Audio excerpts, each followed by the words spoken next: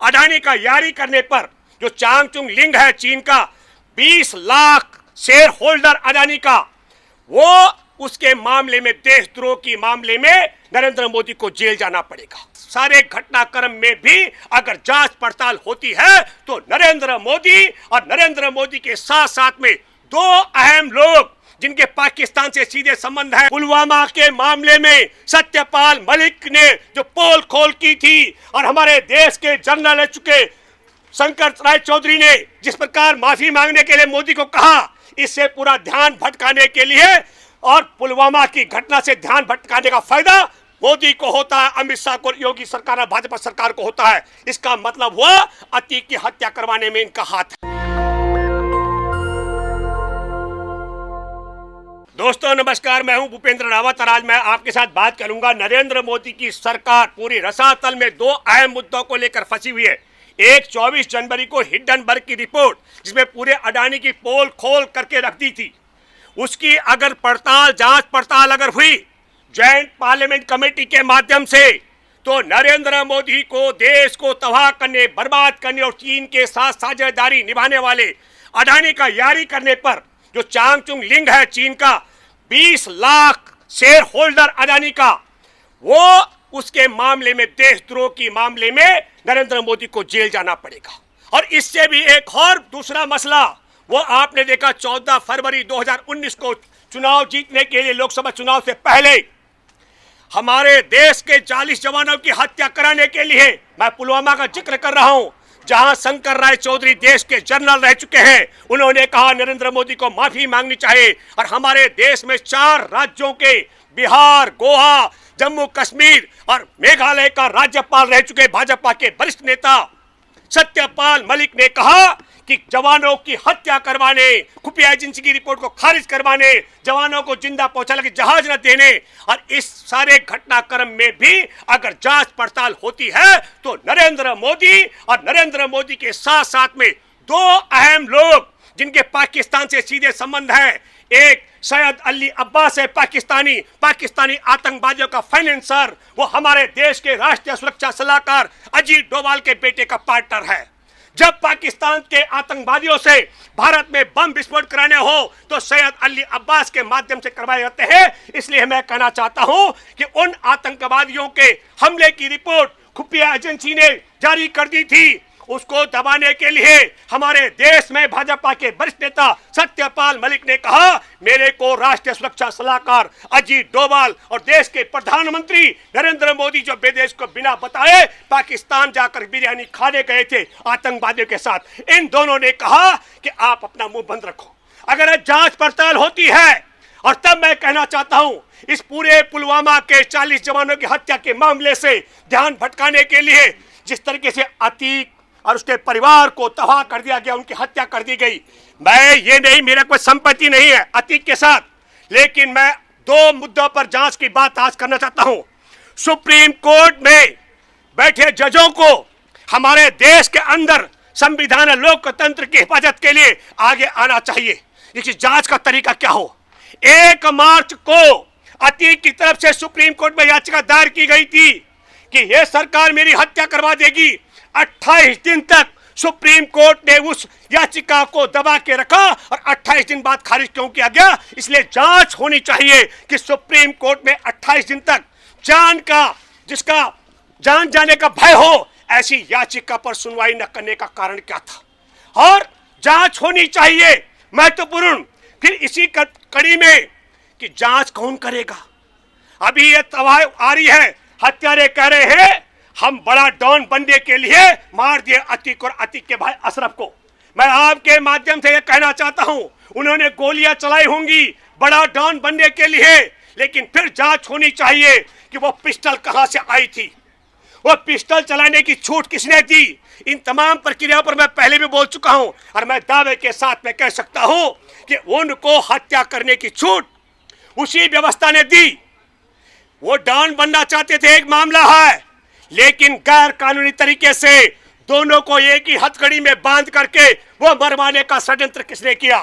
या तो उसको 2-3 फायदे हो सकते हैं।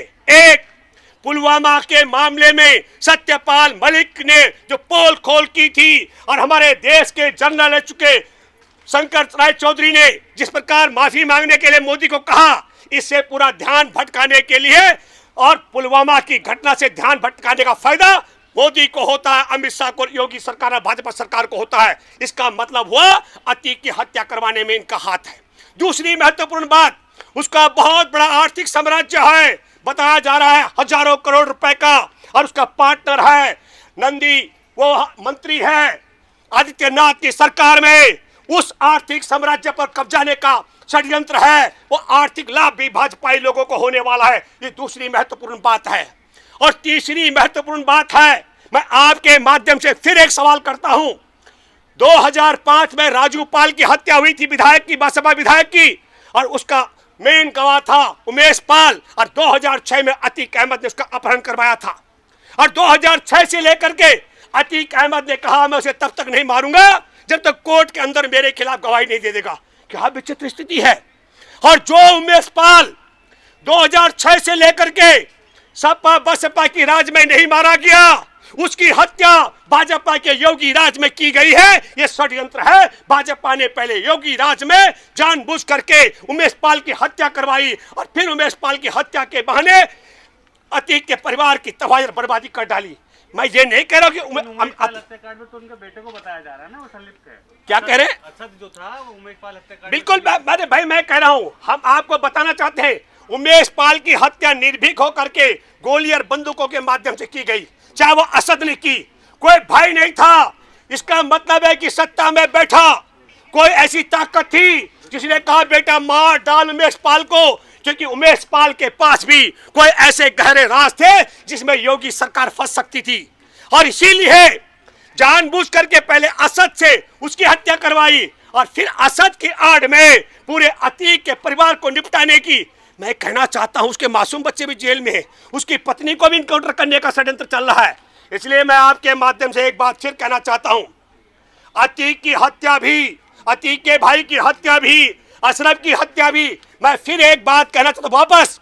28 मार्च को सुप्रीम कोर्ट याचिका खारिज करता है अतीक की, और 28 मार्च को याचिका खारिज होने के बाद 15 दिन का टाइम तय करता है। पुलिस का अधिकारी कहता है अशरफ तुम्हारे को मिटाया जाएगा। और ठीक 15वें दिन, क्रोनोलॉजी समझिए, जिस दिन सत्यपाल मलिक का एक इंटरव्यू होता है वो द वायर के लिए, करण थापर वरिष्ठ पत्रकार करते हैं, उसी दिन असद को निपटाया जाता है। ताकि क्रोनोलॉजी को समझो, जो सत्यपाल मलिक का इंटरव्यू है वो टीवी में चले, उससे पहले ध्यान भटकाने के लिए असद की हत्या करवा दी, बोला इनकाउंटर है। पुलिस के आला अधिकारियों ने कहा हमें पता है ये दिल्ली गया, फला जगह गया। लेकिन इसको समझिए, वो 15वें दिन की तारीख क्यों तय की गई थी? सत्यपाल मलिक और करण थापर की तय डेट थी कि वो 13 अप्रैल को इंटरव्यू करेंगे, एक दूसरे से मिलेंगे और उसे ध्यान भटकाने के लिए। लेकिन वो इंटरव्यू द वायर ने 14 तारीख को चलाया। इनका खेल बिगड़ गया। इन खेल बिगाड़ने के लिए इन्होंने फटक से 15 तारीख को अतीक और अतीक के भाई अशरफ को एक ही साथ हथकड़ी में बांध करके निपटा दिया।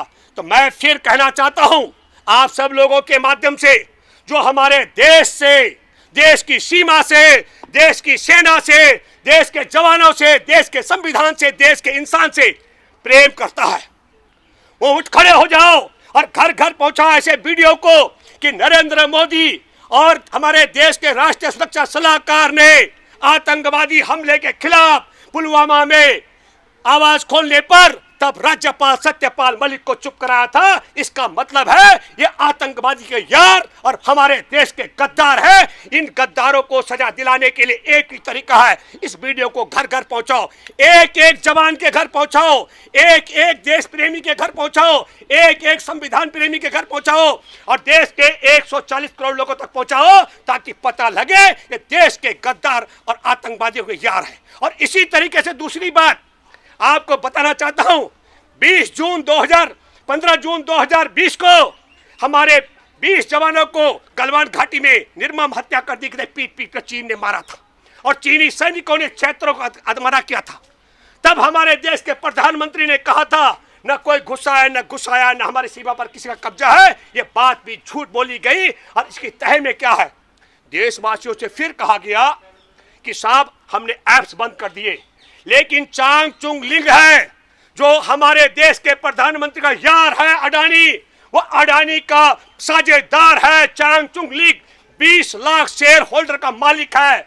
हमारे देश का एयरपोर्ट अदानी को, हमारे देश का बंदरगाह अदानी को, हमारे देश का रेल अदानी को, और अदानी के माध्यम से चीन के साझेदारी हो रही है। और फिर मैं कहना चाहता हूं आपसे, अतीक के हत्यारे कह रहे हैं हम बड़ा डॉन बनना चाहते थे, लेकिन तुर्की की पिस्टल कहां से आई? हम पूछना चाहते हैं उनको इतनी हिम्मत कहां से आई? हत्या करके निहत्या खड़े हो रहे हो। वो 3 अलग अलग कासगंज, बांदा और अमीरपुर के 3 अलग अलग जगह के, उन्हें किसने मिलाया? उनको ट्रेनिंग किसने दी?